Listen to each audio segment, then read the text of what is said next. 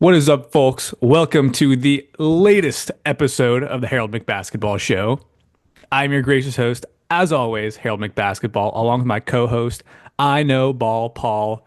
Paul, how are you doing? It has been too long since we have podcasted, but we were picking up right at the perfect time, right before playoffs, right at the end of the fantasy basketball season as well. Congratulations on your championship. What would you like to say to the fans, not only of the NBA, but of the NBA, the more prestigious league? I don't think I have too many fans in the NBA anymore. This is the second championship in the past 3 years.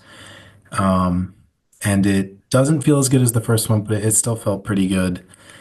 It got close in the semifinals against Damian. He had a chance.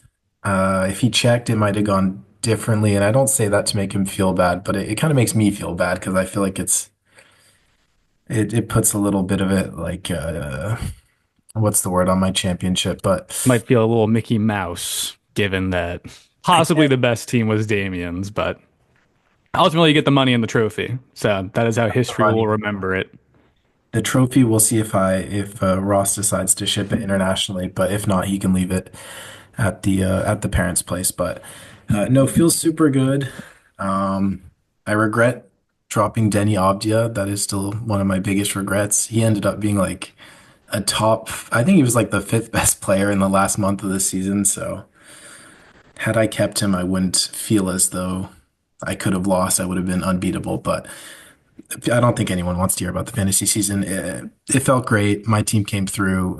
Shout out Doncic, Harden, Kawhi, Zubats. Those guys were my core. So Yeah, I mean, we could even do that into like a natural segue to your Clippers as we want to talk about NBA headlines. Obviously, there have been some really big ones this week. We'll get into them at some point. You know, everyone's talked about the Mike Malone thing already. I think everyone's pretty shocked about it. We'll get to it, but you've been talking nonstop Clippers for the last couple of months, Paul, and not only they've been great, but they have carried you to a fantasy championship. So, if you want to do your Clippers spiel that you've been slowly doing over the last couple of weeks in the group chat, you may. This is your platform to do so. yes, because I drafted four Clippers, three or four. No, I think three. I had Harden, Kawhi, Zubats. You also had PG, so you did have like one X Clipper. You really like assembled that team from last year. I had the X Clipper. I tried to pick up Norm at the start of the season, but Cena was ahead on the waivers. But yeah, I watched a lot of Clippers, which is kind of maybe embarrassing to admit considering they play usually at like 3, 4 a.m. French time. But I end up watching a couple of their games every week, and they have just won me over. I think I had them super low in my preseason power rankings.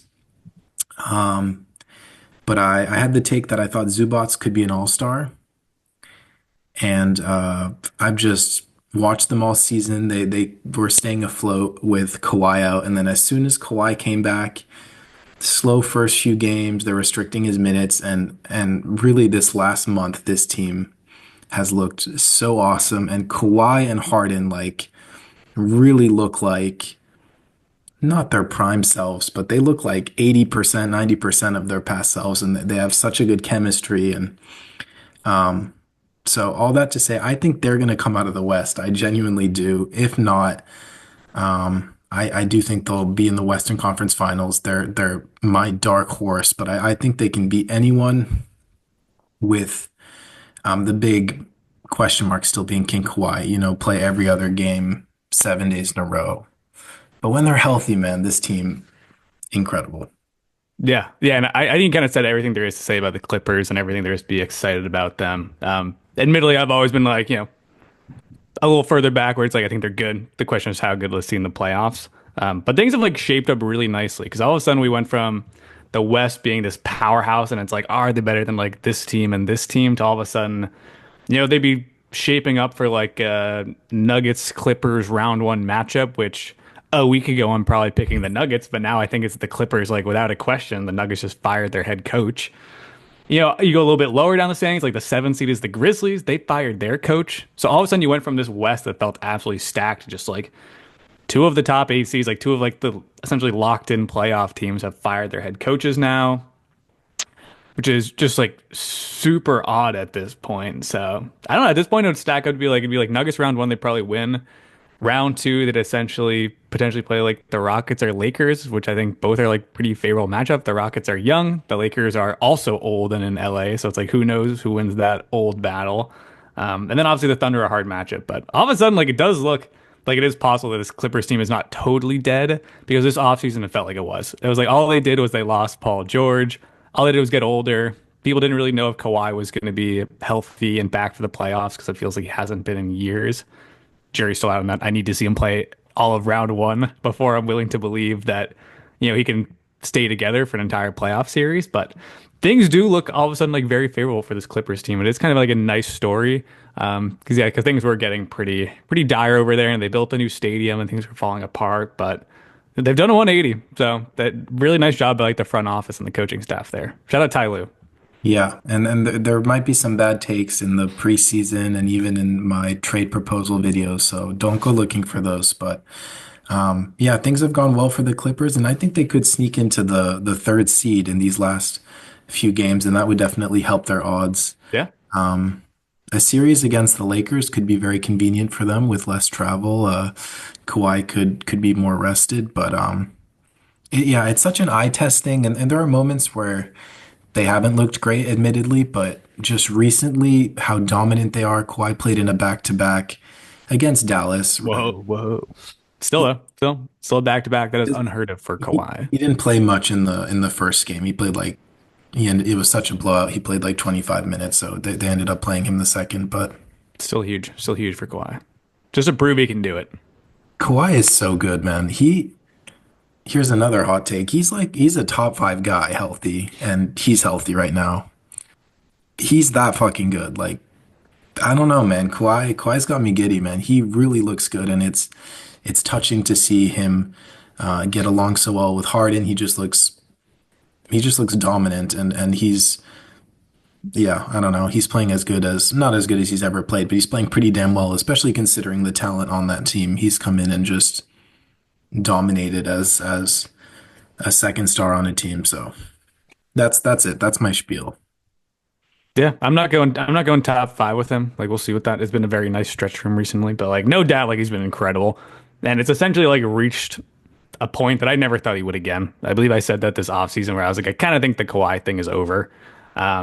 But as of now, it seems like he's got at least this season left in him, and he looks pretty good. Like he might have a couple more left actually. He might have rebounded like pretty nicely from that tough spell of injuries. So it's like I don't think he's ever gonna play like he's never gonna be like a regular season like superstar again. Like he's probably never gonna be an all-star again. I'll probably just, like never have the games played to do that or be all NBA. But if he can be healthy by playoffs like he is this year, it's like the team will have a chance. And he's not that old yet. He just a lot of us, including myself, just forgot how good he can be when healthy, just because he never was. Yeah, I mean, top five is me being a bit cheeky, but I think he's damn close to it, and He's just he's at least back in like that like top like 20 like no doubt conversation. so much better than top 20. But that's why I said no doubt, and it's like from there you can kind of like go through some guys and like figure out like where he lies. Like maybe gets close to that like top 10 spot. Like who knows? But like Come on, I don't give me know. a Let's name. see. It's like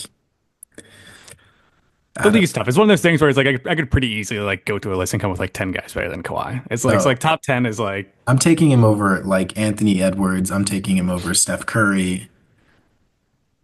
I think Kawhi is maybe definitely Edwards, but like I don't playing know. at that level. We'll see. We'll see. I'm not putting him over. I think he could be better than LeBron James right now, as far as The Lakers are really good right now. But like maybe like LeBron's pretty old right now. Like I probably wouldn't put right. LeBron top 10 either. Yeah. Top I 10. don't know. We can debate that later. If we really want to go through all the players, we could figure out where we think Kawhi stacks up. But I don't think it's necessary. I think we could just be happy that Kawhi's playing really well right now and is playing like an elite player and just like a great number one option on a potential championship team. Which also helps with like Harden is also playing that way. Like Harden's also playing like an elite number one option. So having both those guys definitely gives this team like a real nice chance in the West. So When he that's a was good feel good story. was gonna Yeah. say when Harden was playing in Philly, it kind of felt like some of his game had regressed and like the scoring wasn't there as much. And of course he's not the scorer he once was, but it feels like he's kind of found his scoring rhythm as well as being just like an elite playmaker. Like he's the perfect point guard at this point, and he's back to hitting 4-point shots and that team just has so much fun depth too, but I'll stop. Alas, we can move on. But let it be known when the Clippers make the finals, don't come begging for apologies. Yeah, they're whatever series they end up in, it's gonna be super fun to watch. So we'll watch that closely. That's a good feel-good story in the West. I'd like to go to a sob story, one that nobody saw coming. Everyone has been saying that they can't believe this team is so bad, but we knew it. This is right where we had them ranked. The Phoenix Suns are dog shit. We told everyone they were dog shit, and still all these talking heads on TV said they were going to be good this year, and they were very dumb, and they thought Bradley Beal was going to be good, which was also very dumb. And I kind of think we're geniuses because we're the only ones who said it. We are geniuses. There was that guy who commented and was like, "Oh, you guys might Yeah, be sleeping on the fuck sun." that guy. Unsubscribe.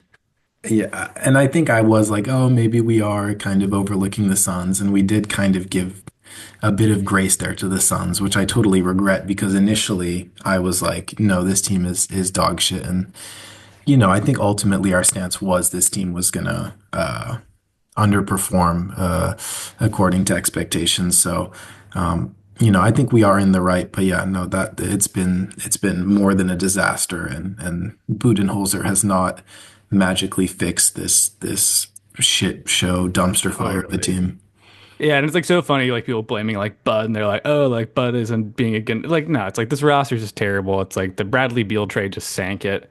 And I kind of mentioned this in text the other week, where it's like the Aiden trade was like so bad, and it's not to say like Aiden's amazing, but like legit, Nurkic was like completely worthless for them with his salary dumped.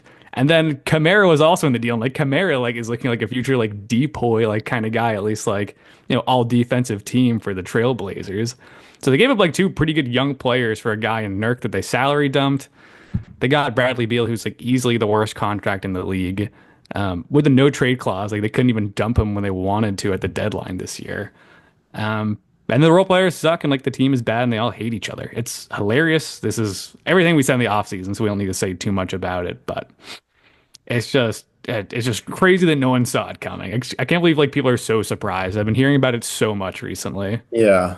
Yeah, no, I didn't think it was that hot of a take. I mean, it's not like they who'd they lose to last year? The Wolves swept them, I'm pretty sure. So like Yeah, I like they were don't they were they were bad last year, and like we were talking about it all season, but like legit, like Bill Simmons and Zach Lowe spent like 30 minutes talking about how stunned they were that the Suns were bad this year, and I'm like, Zach, I'm like you're better than this. yeah, Also, incredibly important side note is that Zach Lowe is back. He's the GOAT. I was listening to his new pod the other day, and I'm like, this guy just. There are just things that he knows about basketball and connections that he have that just like blows my mind when he brings stuff up. So, love that he's back. We're back competing with him. So it's a great time for basketball fans. yeah, we took some time off in kind of what's the word to kind of pay respects in Yeah, yeah. To stand in solidarity with Zach. solidarity, We yes. we weren't going to work until Zach was working again. But yeah, it's the Zach Lowe show now. It's no longer the Low Post. Rest in peace. But I was listening to a bit of the new show, but I watched the podcast with Bill Simmons.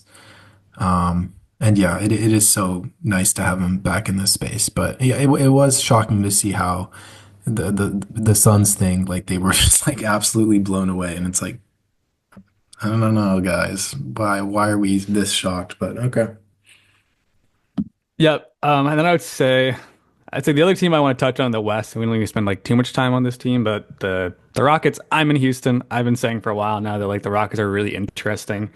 A lot of people have said the same thing at this point. Like it's no longer like a new fun thing to say. Like the Rockets have been interesting. They were a super interesting team going into this season. I thought I was fairly bullish on them going into the year. I was like, because like last year they were like trying to get into like the play-in tournament.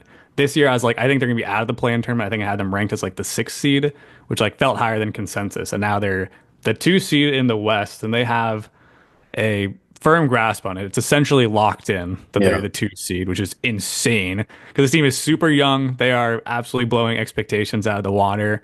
And they're kind of doing it without like a superstar, which always felt like it was a necessity, especially in the West, to like get one of those like higher seeds. Like it felt like you needed Jokic, you needed LeBron, you needed, Shea Gilgeous-Alexander. You need someone of that caliber to like get that high in this loaded Western Conference. And the Rockets have really done it by community. They just have like a million really good players. Their defense is awesome. Ime's been awesome, Celtics legend, I guess. Obviously we disavow some of the things he did in the organization, but incredible coach, undeniably, and their defense has been awesome. So I'd love to shout out that Rockets team. I've been to some of their games recently. They're super fun to watch. And shout out Steven Adams for like giving them super valuable minutes all of a sudden out of nowhere when people thought he was probably getting closer to like retiring, more of like a contract filler kind of guy. And they've been doing lineups with like him and Şengün, or like they'll do it with like Jabari Smith now that he's back, and they just look massive, especially in person. It is like ridiculous. So they're fun. I love that team. Don't know how far they're going to go because they're pretty young. So I mean, but I think it'll be interesting. If they get the Grizzlies round one, like I think they should beat the Grizzlies pretty easily. So I'm intrigued. I think they go into the playoffs with no expectations, but I love this team and they're awesome. No, that's how I feel too, and there's so much talent on that team, and there's extremely talented guys that aren't even in the rotation because of how deep they are. But yeah, it's tough. I don't know what to expect. They are such a mystery for me. It feels like they still haven't found their identity. Um, They have the because like defensive identity, but they've like it is true to say like the offense does not have an identity yet because it kind of changes on a given night. Like sometimes it's Jalen Green going off, but then sometimes Jalen Green scores 8 points and it's like they're winning through like Şengün and like Fred VanVleet, or like maybe Thompson gets like a triple double. Like who knows? It's like their offense like kind of looks different every night, but the defensive identity is like powerful and emphatic. yeah, it is. It feels like there are some parallels to the Ime Udoka Celtics, kind of in different stages, but just a Oh team yeah. that hangs its hat on defense, and the offensive identity hasn't really molded itself. But I think we know Sengun's the best player. I think we know that Jalen Green is who he is and can pop off, but it's you never know who's going to be in the starting lineup to finish the game, and you know it, the lineups vary so much, so it feels like, yeah, that lack of identity might hurt them and stop them from making it past one round, but we'll see because they're stupid talented, and Amen Thompson is like the most freakishly athletic human I've ever seen in my life, so His highlights are insane. I love watching them. If he can ever figure out a jump shot, he will be potentially the best player in the league. Without it, it seems like he's at least gonna be like a several-time All-Star. So you love to see it. It's gonna be interesting to see if the Pistons end up having their own version in Asar. Like he also shows flashes. So it's funny that there's like potentially two of them in the league. yeah. But yeah, like aside from that, like I liked how you mentioned that there are parallels between how Ime coaches this Rockets team and like how he would scheme things up for the Celtics, because like he loved the double big lineup with the Celtics where he would do like Rob Williams and Horford at the same time and just have this like huge switchable defense out there. And like funny enough, he's doing that exact same thing now, but he'll do it with whatever rotation of bigs he wants to throw out there with the Houston team. Kind of using like Steven Adams as like that like kind of guy who just like goes everyone and just beats people up in the paint. So it's really interesting. I love that like Ime is just obsessed with this like two big defense and then just like kind of like cobbling it together on offense. It's pretty interesting. And I don't know. I like it. I mean, obviously there was like a ceiling on it with the Celtics, which is why, I think things have worked out better with Missoula. But I mean, the floor was so high with that Celtics team that, I think a lot of this has been carried over to the Rockets. And I feel like the Rockets weirdly match up pretty well with the Thunder, and I think that might They match just up with be, everyone. Like they're just like yeah. huge. But the fact that the Thunder kind of lack a traditional defensive rebounding big. I mean, Chet is amazing, but when you put Steven Adams next to him, I don't know. I just saw a ton of clips of Steven Adams just grabbing offensive rebounds over Chet. So maybe my Yeah. bias has been affected, but They'll definitely have to like utilize Hartenstein like as much as possible during that series because yeah, otherwise like Chet is just gonna like get beat the fuck up down there. But we'll see. That's a lot of Rockets talk. We should probably touch on one more team in the West before moving on. I mean, we can talk about a million teams actually. It's like anything you want to talk about because like funny enough, like we're yet to talk about the Luka trade. We've not done that on podcast yet. yeah, no, we We can talk haven't. about Mike Malone being fired. We also transition to the East and take some victory laps in the East to talk about some of the takes we got right over there. There were plenty of wins there as well. What do you think? I mean, I real quick, just the Thunder are having like the most amazing season, and they're like nearly 70 wins. So I know I'm glazing the Yeah. Clippers, but I don't want to take anything away from the Thunder. I mean, Clippers are the dark horse. Thunder are who we all expect to make the finals. Um, I do have so much faith in the Clippers that I think they could upset. Um, but you know, the Thunder are incredible, and SGA is ridiculous, and I don't want to harp on them too much because I think everyone knows how good they are and what they are. So Yeah. It's a funny thing with the Thunder because like everyone knows how good they are, so it almost feels boring to talk about. But something I've heard a lot too recently is people are always like, we're not talking about the Thunder enough. Like not enough people are giving them their flowers. And that's true. I was very prepared to gloss over them and be like, whatever. They're the first seed. We all know they're great. But they are having like a historic season right now. They've been really good. Shea's gonna be MVP, and it's like well deserved at this point. You know, for a little while, people were saying it was just like voter fatigue and people were getting sick of voting for Jokic, but at this point with how good the Thunder have been, kind of how like rocky things have gotten for the Nuggets, it's like a runaway season for Shea and the MVP, which is like crazy to say that he's an MVP now at this point. Like he's still like super young. This entire Thunder team is still super young. They're way ahead of schedule. They still have a million picks. yeah, Feels like all of their draft picks have panned out. It's like not a single bust in there. It's like they traded for Shea. He's amazing. Chet was pretty easy to get right, but like he's awesome. J Dub was like a steal though. Like I think they took him like end of the lottery. That was a really nice pick. Caruso trade was nice, even though like kind of like we said at the time, like overblown how lopsided it was because clearly it was like so worth it for the Bulls. Giddy's clearly the better asset, but the Thunder are great, so they're definitely gonna be like the finals favorites, at least coming out of the West. And you know, if they play our Celtics in the finals, I would definitely be a little worried about the matchup, but still optimistic. But it's always one of those things where like I can tell like Shea is gonna be like so frustrating in the playoffs because the free throws like they're real. You know, they're not like so egregious compared to like some other people like Prime Harden and his free throws, but I can tell that those are gonna be like really annoying in the playoffs. yeah. No, I would not want to play them, obviously, but it'll be interesting because of how young they are and how inexperienced they ultimately are. I don't think that's going to be a huge hindrance, but like, you know, we they didn't make the finals last year, and you know they didn't have Chet, obviously, but um, so yeah, that is kind of why I'm a little bit cautious about just putting them in the stamping them in the finals, like I think a lot of other people are, but I think they are obvious favorites, and regular season uh, dominance obviously was a reason for that. Yeah, I think the big thing with the Thunder is like I've just like never seen their offense really stagnate. Because like that's always kind of the concern with these young teams is like they won't really figure out a way to score in crunch time. But like Shea just gets buckets from anywhere, and his ability to get the free throw line is so natural, and he takes full advantage of it. And just like being able to get free throws in crunch time is huge because it's just the easiest way to score in the NBA. So I think that's why like people are optimistic about them, even with how young they are. But certainly like no one's guaranteed to make the finals. Like the West is pretty deep this year. Like I think, we mentioned the Clippers, that'd be a good matchup. I think the Lakers would be interesting. I think those are the big threats though. Some of these other teams I think are definitely a tier below. So those if I was gonna like rank teams in the West, I'd be like, yeah, like Thunder, Lakers, Clippers, I think are in contention. Other teams I'd say are step below, which is kind of maybe that's a segue, kind of insane to say that out loud that like the Lakers are like potential contenders right now.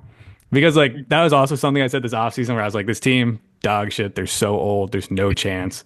Anthony Davis is 1000% gonna be hurt by the playoffs or LeBron, but then all of a sudden they get Luca just like gift wrapped and handed to them, and it's like, yeah.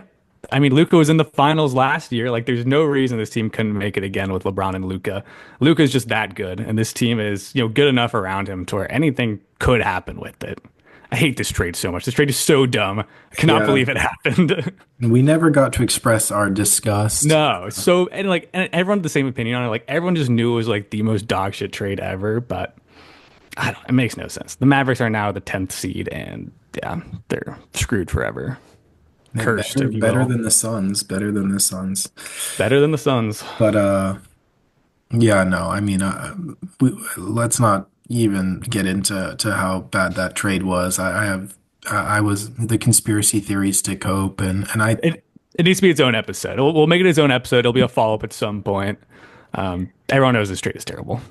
but no, I mean, and Austin Reeves has been like incredible. Like I did not think he would be taking another leap, but he Nope. sure did. And then, like you said, Luca can be the best player in the league on any given night. He's just an all-time point guard, I think. And yeah, he does make them instantly contenders. Obviously there's some holes, especially the glaring hole at the five, but hey, I mean they've seemed to make it work pretty well. So, I do not think they will make the finals, but yeah, they're definitely in kind of that top three, four teams that I think are very legitimate contenders. Yeah, and like the West is a funny thing because like looking at the West now, I'm like, that's kind of it. Like there's all these other teams in there that I think are good, but I'm like, I just don't think they've got like a chance. Like I the would Warriors are a nice story, but like I I don't would think throw so. I don't know, the Warriors could be something, I think. I kind of think this is all a facade. I think it's a mirage right now. I don't really know how they've done it. I'm like I still like don't love this team. Um, I think they're okay, but I don't know. I don't like it. I don't like it. I I hate can't that. explain it. I can't explain why I don't like it. I Okay. just don't like it. I mean, you had Steph Curry in fantasy, so I think you've watched more Warriors games than I have. I And, haven't. and and to be clear, like Steph was amazing this year. Like it's like there's no questions about like Steph's talent right now. Like he had like a 215 point fantasy game like last week. Like it was ridiculous. Um, but yeah, I don't know. It's like I think I said like big questions about the roster construction going into this year, and I don't know if like Jimmy changes it because I think the big issue they're gonna run into is like their shooting's just gonna be like so bad. Like even like with Steph being like the greatest shooter of all time, like when you're running a lineup with like Butler out there and Draymond out there and Kuminga out there, it's like I don't know. I just feel like the offense is gonna fall off a cliff at some point in the playoffs, even with Curry. Yeah, I've been enjoying some montages of teammates getting mad at Buddy Hield and Oh yeah. how it's funny how he just fucks up like offensive possessions. It's funny when things are pointed out how you kind of realize them, and he's a very hot and cold player. But Podziemski bounced back after having a really slow start to the season, so that's nice. But yeah, I guess the lack of shooting is a red flag that maybe I'm not considering enough. But I'm like, damn, Steph Curry, Jimmy Butler, Draymond Green, like shit, that's I, interesting. I also just feel like they lose the guy off with most of these teams, you know, where Yeah. it's like when you're going guy for guy, it's like, all right, Curry can like kind of compete with anybody in a guy off. But then you're like, Jimmy Butler is your next best guy. But like, I'm like, do I want like Butler or like LeBron? It's like, all right, LeBron wins the guy off there. It's like you get like the Thunder, it's like Butler or Chet, like Chet wins. Like, and then you get to the third person and it's like fucking Draymond. And I'm like, no, I cannot believe he's weaseled his way into the defensive player of the year discussion. All these rewards are so the awards are so like the recency bias is like insane with them because like yes, like Draymond's been really good recently. The Warriors defense has been a ton better since trading for Jimmy Butler, but like their defense was not very good at the start of the year and like he was not, playing at the level of Depoy. It's almost like I think no one paid attention to defensive players at the start of the season because Wemby had clearly just like run away with the award. So no one was really putting any stock into like who else should be in consideration for it. Yeah. And then when Wemby went down for the season, people were like, "Oh shit, we need to start paying attention now." And then Draymond started his own hype train. People started watching, and they were like, "Sure, I guess it's Draymond." Like I've only really been watching defense for the last month now, so we'll go with him. But I'm like, we're just throwing out at the start of the season. Like I don't think it's him. Like I don't know. I need to do more research. It's like I've been preaching Mobley for a long time. I've always thought he was really good. I feel like I say Mobley every year should at least be considered more. So I haven't made any decisions for my depoy yet with my vote, but I do lean Mobley at the moment. No, that's how I feel. Draymond kind of whined about it, and then there were like clips of him like not switching or like yeah, just kind of conducting the Warriors defense against LeBron, and people lost their minds. It's not Draymond. I think it's Evan Mobley or maybe Lou Dort or Dyson Daniels. I think like I get the whole. It could totally be Dyson. It should be Dyson, Dyson, but it should maybe it should Dyson should also be most improved player, man. It should also be fucking Dyson. Cade Cunningham is bullshit for that award. Yes. I was thinking they should do like kind of a surprise player of the year. Like there should be kind of a distinction between like most That's like improved and that's like what MIP is supposed to be though. MIP is yeah. like gone off the fucking rails. But it's tough because their team defense isn't great because Trey Young exists, but I know, but like at some point, like you have to just like you got to watch the tape. You got to just like I don't know how many steals he's averaging per game right now, but like for like the first half of the season, he was averaging like almost four steals or per game. yeah. Like it was insane. It was like he was averaging almost like six stocks a game, and it was just like ridiculous. Yeah, my vote would be him or Evan Mobley, I think. But um, yeah, just because I get that the guards have less of an impact, blah blah blah. They should have two separate awards, but Dyson has just put people in absolute hell, and like you see the pokes he gets, and Yeah, and like I think team defense can be overrated because like everyone was like very willing to give Wemby the award, even with the Spurs being terrible. But right. everyone was like, we see it, like it's in the stat sheet. Like we see all of his we see the stats for like his block shots, his steals. We see, people's shooting percentage against him. But like we can do that same thing for Dyson Daniels. Like yes, the team's not great, but like he has all like the amazing, individual player stats on the defensive side. So I'm with you. No, I think that's correct. Actually, I think it should be Dyson Daniels. You've swayed me. Hell yeah. I hope we do get a pick one of we get some votes one of these years. But yeah, no, I think Dyson Daniels is deserving. All right. Who should we transition to? I think we've covered the West. I mean, Yeah, I think maybe we should part to it and then do East. We've got like 5 minutes left in this part of the pod, so I think it's a fine stopping point. And then yeah, we'll do the East for part two. all right, part two with the East coming right up. All right, back for part two. Let's get into the Eastern Conference. I think we start at the top before we forget about them, which would be very rude to the fans. The Cavs, incredible season. Pretty interesting one because like the roster is like fairly similar compared to last year. Obviously they added DeAndre Hunter at the deadline, which is a nice move, but nothing too huge.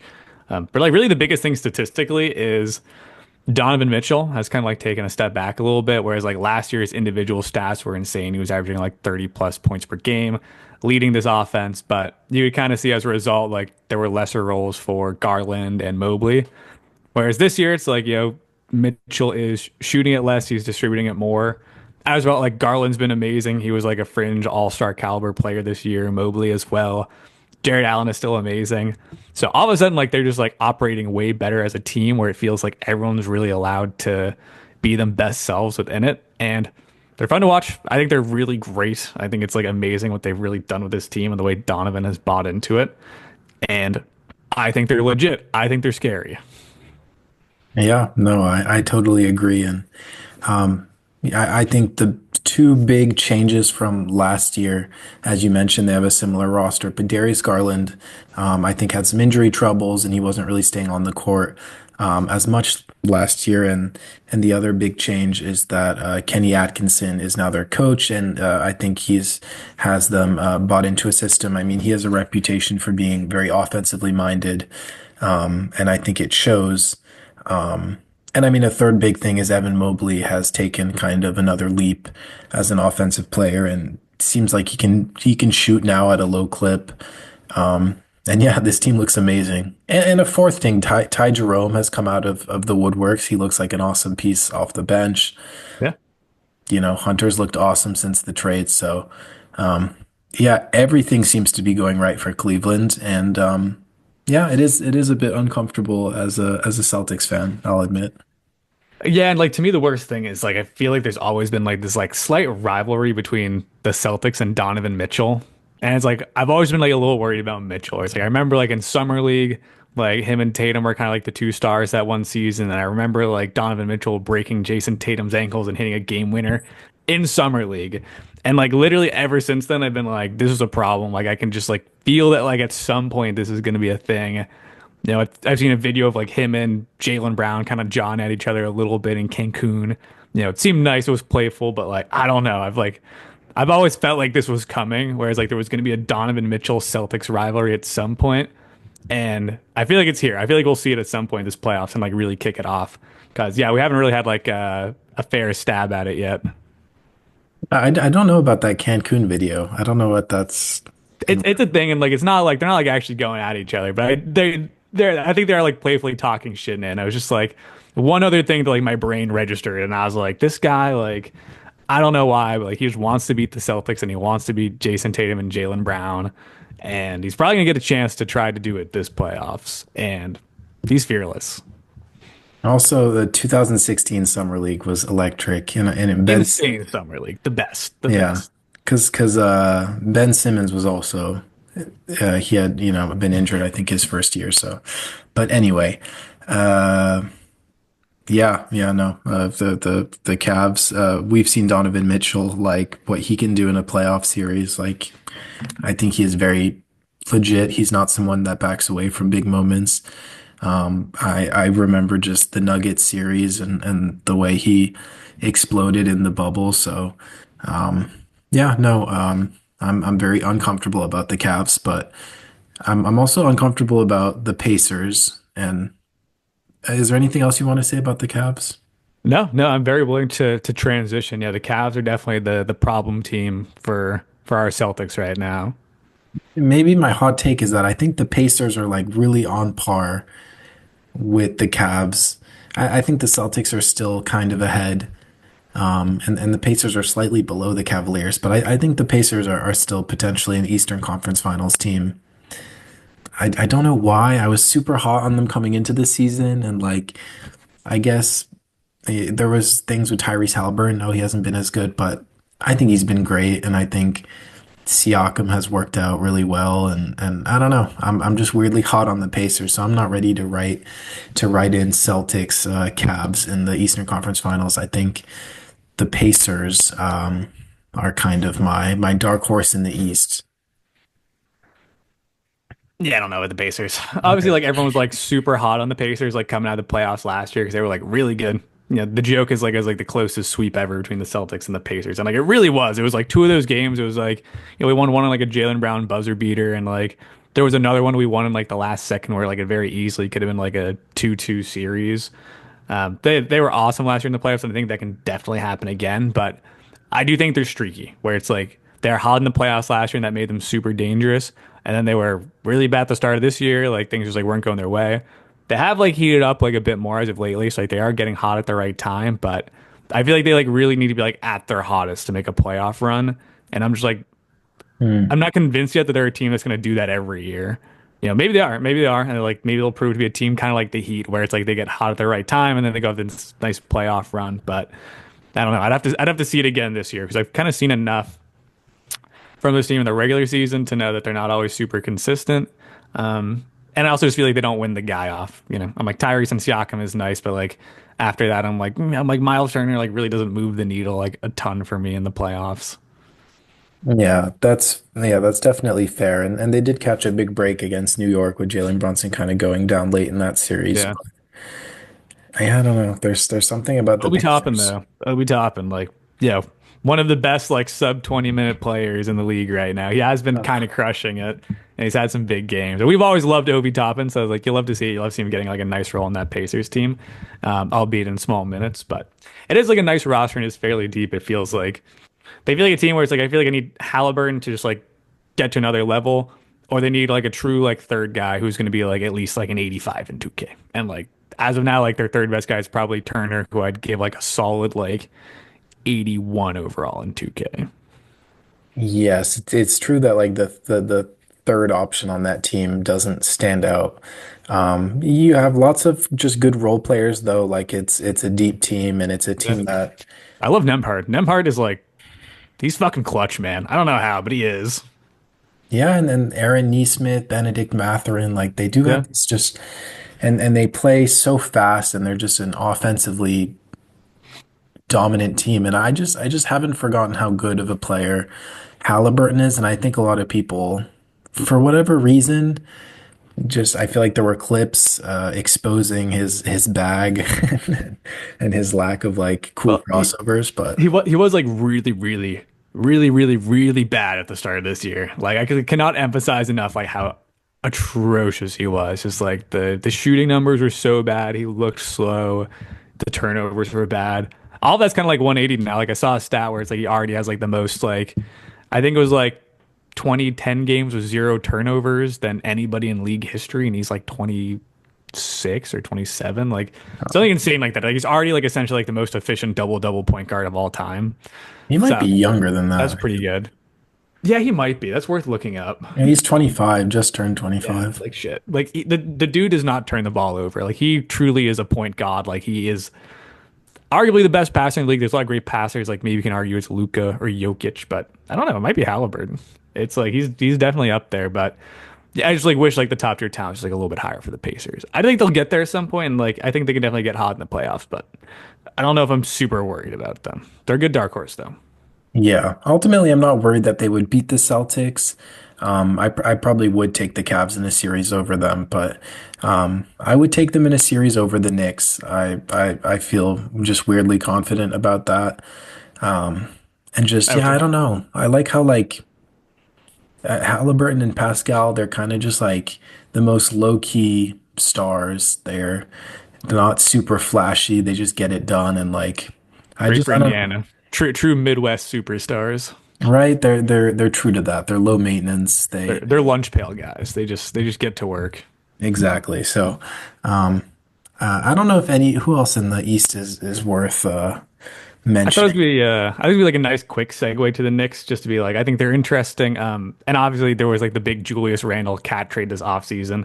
We had said over and over that there was no chance the Knicks were ever gonna get anything of value for Randle. We were like they can only salary dump him essentially, and then somehow they got Karl Anthony Towns for him, essentially straight up, just including DiVincenzo as well, which was absurd. Weirdly, like a lot of people at the time too were like they thought it was like a somewhat fair deal. Like people had gotten like really down on Cat, but that trade was like clearly just like an insane finesse, as I thought was like fairly evident at the time of it. So I think that's like a fun little shout out. Like Julius Randle, not very good, does not really contribute to winning basketball. The Timberwolves are not great this year. And like Cat has been like amazing for the Knicks. He's been exactly what they needed. Just like this incredible secondary scorer next to Brunson. Also just like a big man in the paint, a rebounder. Fills out the roster really nicely and just gives them shooters 1 through 5. Like he has been awesome for the Knicks. It cannot be understated how nice he's been for that team. So shout at him. And like the rest of the Knicks team, I think has just been solid overall, which is nice, even in Brunson's absence, Yeah, no, they haven't. Mikal Bridges has stepped up recently. which is good because he kind of had a shaky start.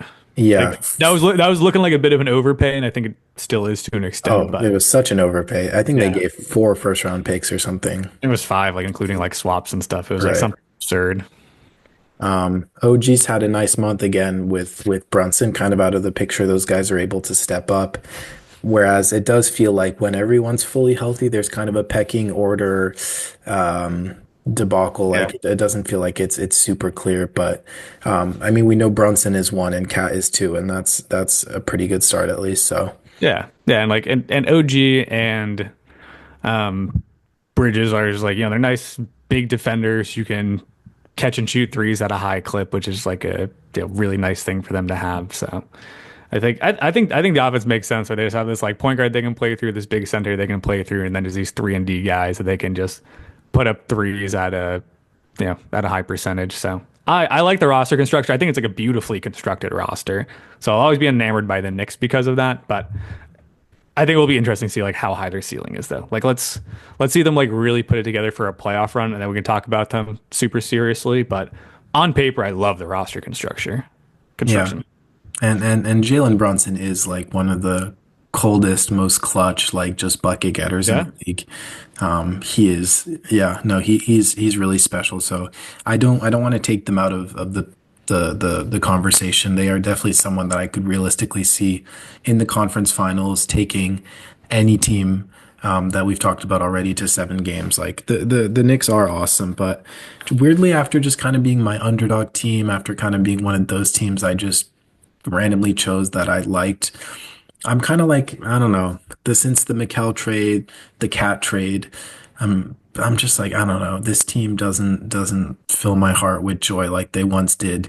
Um, Tom Thibodeau kind of pisses me off. Like it just makes no sense how Understandable. he Yep. manages rotations, minutes. I'm like, what is this guy doing? Like, The but minutes are so funny, but what's funny? The minutes. just like the minutes he plays guys, but like, but it's funny enough, like a guy we haven't chatted out yet, but like Josh Hart's awesome, and he is kind of like the Oh perfect yeah, I Thibodeau forgot he player because existed. like because he can play as many minutes as possible, and like Tibbs takes full advantage. Like I've seen several games where it's like the game doesn't even go into overtime, and like Josh Hart plays like 45 minutes, and I'm like, what the fuck are we doing, Tom? Like this is like a regular season game against the Hawks right now. Like why is Josh Hart playing so many minutes? But like he loves Josh Hart. Josh Hart loves to play big minutes, so it's kind of a match made in heaven. And Hart's having like an insane year. I forgot Josh Hart existed, but yeah, no, he is like the ultimate glue guy. Yeah. So yeah, big shout out. Like I he, I just think it's such like a perfect starting lineup where it's like Brunson, amazing point guard, and you've got like Hart, defender and shooter. You've got OG Anunoby, defender and shooter, Bridges, defender and shooter, Cat, big center you can run your offense doing. It's just beautiful. I think it makes all the sense in the world. yeah, and they just have to figure out how to not let teams hunt mismatches. They need to switch effectively and kind of see things ahead of time because, they do have great forwards to kind of guard anyone, but they can't let Cat or Brunson get too caught up on like a big mismatch. So that'll, I think, kind of be what determines how good they are. Yeah, and I think it's pretty unlikely, but like I would love for like the Knicks to fall to, like the fourth seed because I would love to see the Knicks and the Cavs play in a playoff series. Like I Oh, think me that'd be too. really interesting. Just like the dynamic guards and like the incredible centers they have. It would feel just like every match of like 1 through 5 is like super interesting. Looks like it's not gonna happen. Seems more likely that the Knicks are gonna stay at the 3 seed, considering we have what like 3 games left. So probably not gonna be any switch ups there, but that'd be fun. But regardless, any other teams you want to talk about in the East? We can certainly navigate into some of the shittier teams right now. Right. I mean, we We can do like super quick shout out for the Pistons. They're awesome this year. Cade's been awesome. They're a fun story. Not a ton to say there, but like that they are just way better. Yeah, no, not too much to say. I mean, they've managed to not be in the play-in, but I do kind of expect any team's gonna have a relatively easy time with them. I think they're a little bit not They feel, overhyped, but they're they kind of kind of feel like yeah, I think they're fun. I think they feel like the Rockets like 2 years ago, where it's yeah, like but where it's like your time's coming, and like at some point you'll get there, but ultimately like they're like getting murdered in a guy off. It's like Cade's amazing, and then their second best guy is like Duran, I guess. But I'm still like not even like but like Duran on every night isn't even like always like a positive impact player. So it Durant. does feel like they could get like swept like pretty easily by anyone. Yeah, no, they're just one of those super young teams getting their first taste of playoffs, and that roster is super young. They added a couple vets, and it's worked out nicely. But I've seen this before. Like, I think they're taking 1 game max from any of the top. Um, I mean, they would match up against what the three, so the Yeah, they play the the Knicks and like Knicks. that'd be brutal. Um, But I do love Duran. I think he's still like 20, 21, and people forget that he is super shaky, but that's what you get when you're 20, 21. And I still think his future is super bright. Cade is a superstar. I think I've been on this pod saying that I was unsure about it. I'm stupid. Cade is fucking awesome, and yeah, we'll do our redraft soon of that draft class, and Cade will be unanimous #1 overall we for all of us. we kind of dodged a bullet not doing the 2021 redraft, but at the same time, that's what makes it so fun. Yeah, it's a shame we didn't do it. Well, maybe we'll try to do it for playoffs or something. I was still gonna do Cade 1, but I was like slowly talking myself into like potentially doing Jalen Green 2 and being like, this is my guy. I still Yeah. love Jalen Green. And Um, I might have had Kaminga way too high, God, and get over the Kaminga thing, man. the Giddy stock. I mean, as much as Yeah, I because like was, the Giddy stock was tanking, but like we were like huge Giddy guys. yeah, I want to go back and hopefully I was never on the record, talking too much shit about Giddy because, this last month he's restored all hope that when he's given the reins, he's like kind of a special talent. Actually, like he's legitimately so fun to watch. So Yeah, he's legitimately looked like a perennial all-star. Like the last like pretty much like since the deadline, since the Bulls have like shook things up and essentially given him the offense, like with the stats, he's been effectively putting up like 23, like 10 and 10. He's legitimately averaging numbers that would make him an all-star every single year for the next decade. Now is he gonna keep that up like always? Like, maybe not, but he is looking like a future all-star right now for sure. yeah, I mean the That's our Bucks. Bulls. That's our Bulls talk. Thank God the Bulls have finally picked a direction. They should have got rid of Vooch, but like they're at least like doing worse now. So like Giddy can play, White can play. That's nice. And Still fuck Booz, the Bulls. Wolves. Bruzelis Who's has also shown he shows flashes. He shows flashes. has shown flashes. There's something there, I think. I looked and the 3-point shooting is like 35 or something reasonable, and the free throw shooting is above 80. So good signs there for a guy that's like a freak athlete. Yep, you can yam. But anyway, that'll be more off-season talk, I think. Yeah, we should talk about the 76ers. We're talking about teams in the East right now. Like Real we can quick talk. though, the Bucks exist, and maybe we should just acknowledge that they exist. I don't think there's much to say, I but they're I I acknowledge that they exist. okay. We acknowledge your existence, Bucks, and yeah, Giannis, we love you. Yep. Yep. Sixers, I'm down to talk Sixers. The Sixers, man. What is there even to say about this team? My God. I was Yeah. I mean, start us off, Paul. Yeah. What? Give us some raw thoughts on the Sixers. Yeah, I mean, I was like kind of hot on them coming into this season. I was like, I'm a Maxi diehard. I'm not a fan of Embiid's personality, but I know what a talent he is. And I was like, even if this guy plays half the games, if that, I thought they had assembled a pretty nice roster with Maxi, with George. Yabu, I thought was going to be their good luck charm, and he did actually, That was nice. proving to be a good role player. Even like now in like the absolute shit end of the season. I mean, Jared McCain was also someone I loved. I was like, good vibes. This guy's going to be good. Don't sleep. And Great he had pick. an He amazing he stretch. he probably would have been rookie of the year if he stayed healthy. Fuck, man. And even now, like Jared Butler is a point guard that I think is kind of interesting. And Kelly Oubre is not amazing, but I'm like, oh, he's kind of an interesting role player. So I was like, oh, they have such a good roster. But yeah, no, it's been such a dumpster fire. Podcast P has had to cancel the show. Brutal. No, yeah, truly brutal. And I think it did start with Paul George. Not was he not fully healthy? I don't know. He had the preseason like groin thing and some leg thing, so he was just never himself. And then Embiid obviously just seems to be done playing basketball. So those were just kind of these two huge factors that took everything out from under them. Yeah, I feel like it's tough to say it started anywhere other than with Embiid because like Right. naturally like he's just your best player. You've got him on a max contract, which hasn't even kicked in yet. It's like his like max extension I think kicks in like next season and goes to like 2028 or something like that. So it's absolutely brutal. Like it's shaping up to be. It can't be worse than the Bradley Beal contract, but like as of now, it looks like it could be the second worst. It's funny too because like it's an extension they did not have to give him. They kind of just like chose to do it early. So that was nice, but it puts them in a little bit of a tough spot in the bind here. That is crazy. Yeah, it's like weirdly like right now I'm holding out like a tiny bit of hope for them, like more so just because like I feel like terrible for Embiid. Like there's like a absolutely brutal way to have like what feels like almost like a premature end to his prime. But I'm hoping like maybe there's like a Kawhi thing here where it's like I think I was saying last year I was like it kind of feels like this Kawhi thing is coming to an end. Maybe Embiid does have this like really great life-changing surgery that gets him back on the right track, but I don't know. It's like at his size, though, it does feel like it's different, and I just don't think they last as long. So it does feel like a real possibility that the Embiid thing is coming to. I don't want to say it's coming to an end. That feels like really dramatic. Like let's kind of give it an off season, but like God, it does feel like this could just be like a complete disaster. And like the Paul George thing's like not looking great too.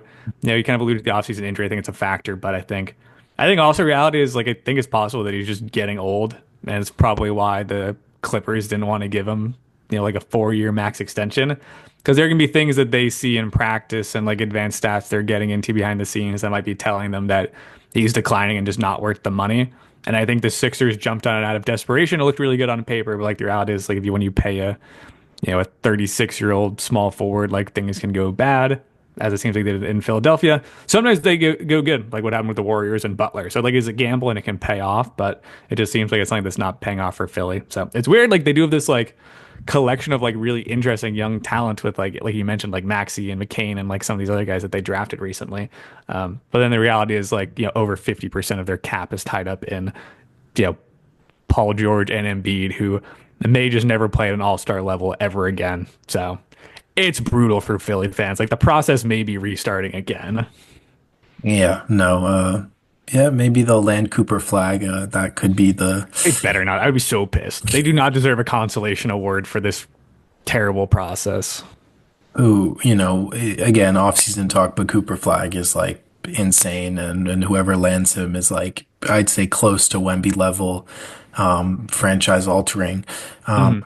Not, I mean, Wemby maybe is in a league of his own, but yeah, no, the Sixers and Embiid, the few games he played, his leg was just in a brace. It was like so bulky and kind of a tough watch, and Yeah, he'd play like one game, and there would be like a report of like swelling. You have to like sit out 2 weeks, and swelling would go down. He'd play, and the swelling goes back up. And it was just clear that like he was just dealing with like legitimate structural issues. And God bless him for trying to play through it, but clearly it was a problem that should have been solved in the off season and wasn't. So something nagging, something structurally wrong. yeah. So it's sad because he's had continuous knee problems, and it's like one of those things where it's like he gets surgery on it every year. Like, is another surgery gonna fix it? I don't know. Yeah. We'll see. Yeah, so he is getting surgeries. We don't know the details, or somebody knows the details, but maybe he'll take a page out of Kawhi's book and really take a couple years to like really recover and then come back halfway through a season. But the reality is he's like a 300-pound massive human. Kawhi's a bit leaner. But like you said, we did not see the light at the end of the tunnel for Kawhi, and I think he took his rehab and just taking time off super seriously. So maybe there is hope for Embiid, but it looks even dimmer. But maybe that's just because I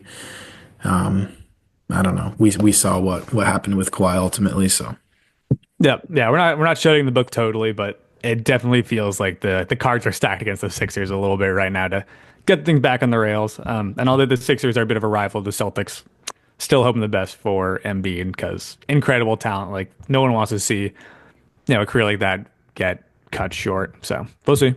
We are hoping that he has a great surgery this summer and is back to compete again next year, and we will see. But I hope they don't get Cooper flagged. They better not get flagged. and in the shit storm, they've been running these insanely just bottom of the barrel lineups, but you do find some talent like Adam Bona. Yeah, he was an interesting draft pick when they took him. Like I remember kind of seeing his highlights in this summer, and I was like, this is kind of a Yeah, kind of an interesting center. that could be a an interesting center. I was gonna say he could be an interesting backup center, but he might not have anyone ahead of him with Embiid out for so long. Yep. And Jared Butler, like I mentioned, man, he's someone I was streaming in fantasy towards the end, and he's really good. Like he's a good backup point guard. And Justin Edwards, I think, is another name that's worth throwing out there, who's kind of shown a bit of potential. So I don't know. I'm trying to give Sixers fans something here, but it's obviously a horrible time for them. Yep, definitely. Real quick, just the Magic too. There's not too much to say, but I feel like it kind of sucks that um, after such a hot start and just kind of a promising. I mean, their future is still extremely bright, but it just feels like they have so little outside of Franz and Paolo, especially with Suggs out for the season. It's like I don't know. I'm just like, oh, like the Goga Batadze, like he looked good for like a minute, but now it's just like him and Wagner and like Anthony Black, who, maybe could be something in the future. But I'm just like, there is just nothing exciting around those two guys. Yeah, it does feel like they definitely like hit on their like high end draft picks. Obviously, like Franz is amazing, Paulo is amazing, but it does feel like some of these other picks where it's like, yeah, it's like the Anthony Black one's like not looking too spectacular. I forget who they drafted this year. I'm like blank on his name real quick. But Uh, regardless, De Silva, Tristan De Silva, yeah, yeah, and they took another guy too. Maybe it was another Anthony Black, shooter the but year before. yeah, exactly. Like they've been like getting a lot of like stabs at these lottery picks as of lately, and they really just need like one of them to pan out a little bit just to be like a valid starter to like put with these guys. And it really just like hasn't been the case. Like the drafting has not been very good outside of Paulo and Franz. The Wendell Carter thing, like they're just like trying so hard. Like they're just like they just keep playing him. They're like maybe he'll stop getting hurt. Maybe he'll actually be like a decent starting center at some point. He was a prior top 10 pick, and it's like that thing, it feels like it's like I don't know. I think at some point they need to look for other solutions at center. It feels like Suggs could be a good point guard for them actually. Like maybe there's something there, but yeah, like the KCP experiment has just been like dreadful. Like he's been terrible for them. Oh They my gave him like a God. pretty big con. Like he's legitimately like one of like the worst like guys who gets minutes in the league right now. So it's like yeah, it just feels like they have struck out a lot. Like they hit two home runs in Franz and Paulo, but like outside of that, they've just been fucking whiffing at all their dart throws. So we'll see. But it does feel like they're kind of like running in place right now. But with that said, also like they do have young guys. Maybe someone will hit. Maybe they can package some pieces into a trade. Like they're kind of at the point now where they're probably done building through the draft, just because they're a little too good to get good lottery picks. So at some point they need to think about like consolidating some of their young guys who didn't work out, some of their upcoming draft picks. Try to get one more guy to pair with Franz and Paulo, and that can kind of get them into the mix. But yeah, right now I think they're kind of stuck as like a play-in team right now. That's kind of their ceiling, even with how Yeah. good Paulo and Franz are. Yeah. I just wanted to touch on them because I was pretty hot on them, and I'm still just a diehard Franz and Paolo guy. But Yeah. yeah, no, it sucks that it just feels like there's nothing too exciting around them right now. Maybe they'll make it out of the play-in and take a game from the Celtics or the Cavs. We'll see. Yeah. Are we gonna have the Hornets in the plane again next year? Or are we officially out on this Hornets thing? Because I feel like every year I'm like, this is the year that they get the eighth seed. Like they got LaMelo, they've got Bridges, who we hate, but is actually like kind of good at basketball. Mark Williams looks awesome. Like that trade got rescinded, but like I kind of thought it was bullshit that it did. I think the Lakers just changed their mind on it. But like Mark Williams is fantastic. I think he's an awesome young center. They got Brandon Miller. They've got like all of these like awesome like young lottery talent guys. And like when they play together, they're just so bad. And it is like LaMelo's fun to watch. They're all kind of fun to watch, but like somehow it's still just like the most disgusting basketball product when I'm viewing it.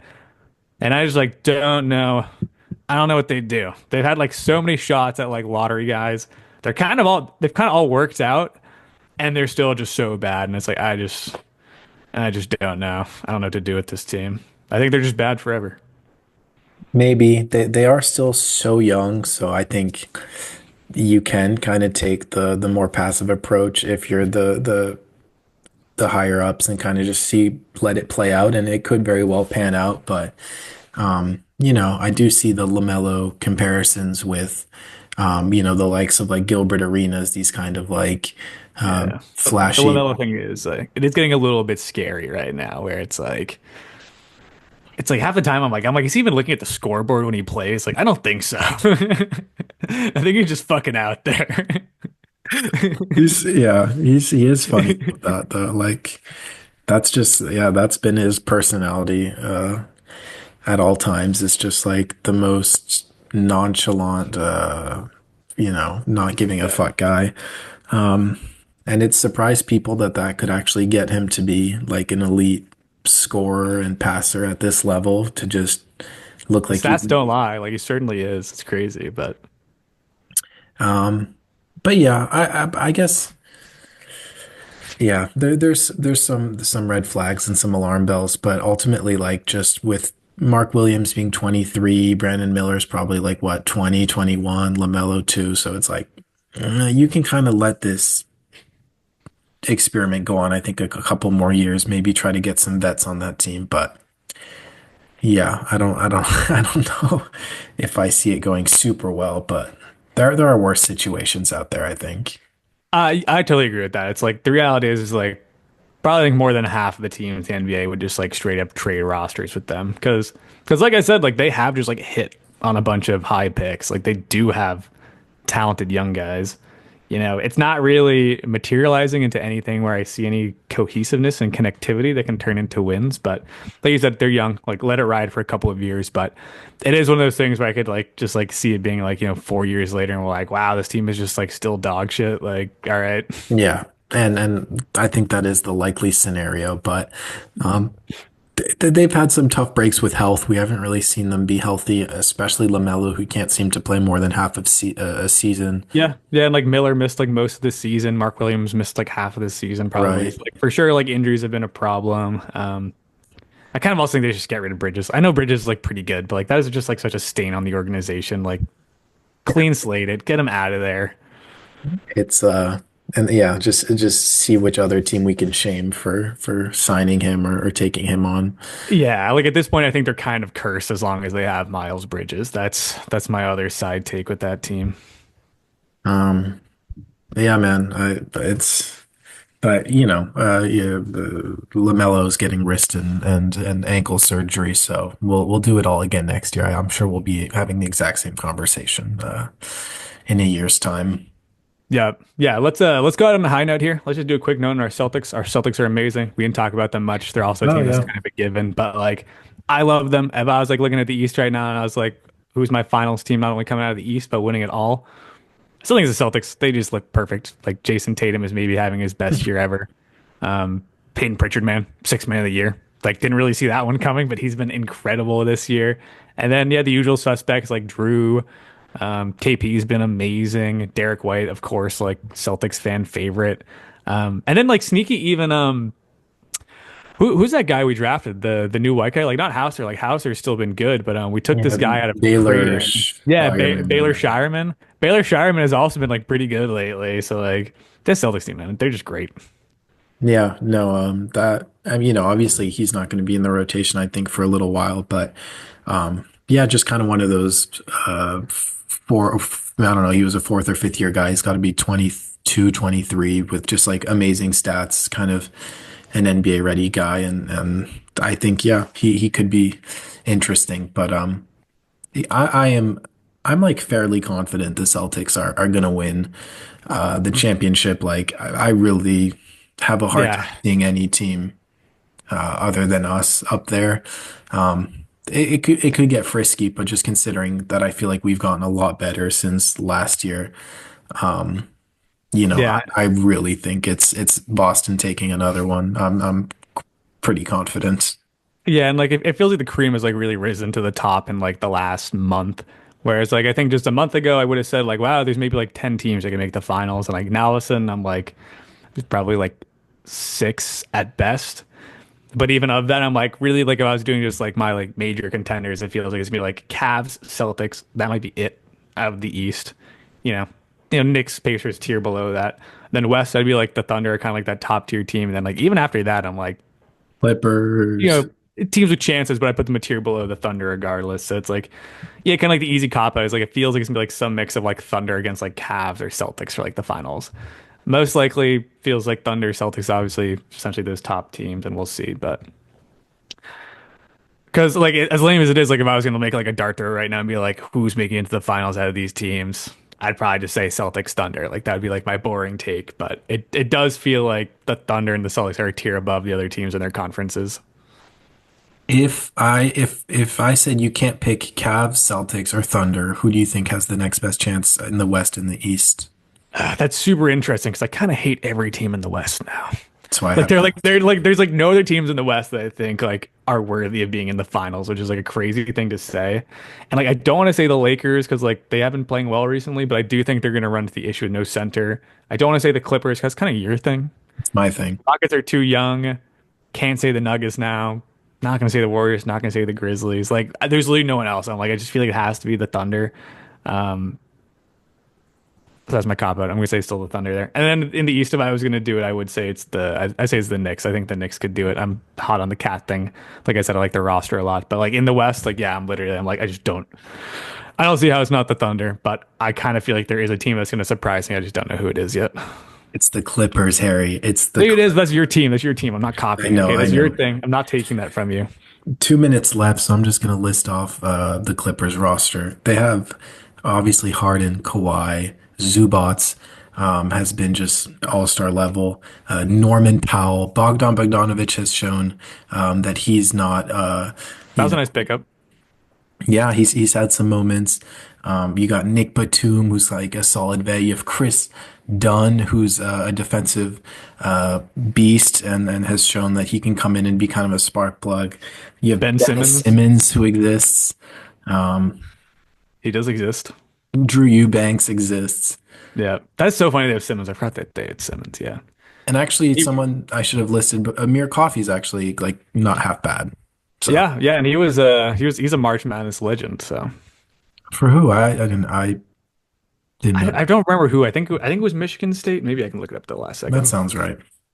All right, 1 minute left. So Sorry, it was University of Minnesota. I stand corrected. yeah, Anyway, let's sign close off. enough. Yeah, thank you all for tuning in. It's been too long since we podcasted. We are back in business though. We should have a little bit more time now, just so we settle into the year. Paul settles into France. Fantasy basketball season's over now, which also gives us a little bit more time because obviously that's a full-time job. Paul is our champion. Shout out Paul also. And yeah, it's been real. It's been another episode of the Harold McBasketball Show. Stay tuned. Paul, sign us out. I forget what I say. I just God bless, like, subscribe. Yeah, peace and love usually, I think Oh too. yeah, peace and love. It's the Yeah, and it's the Harold McBasketball Show. God bless. God bless.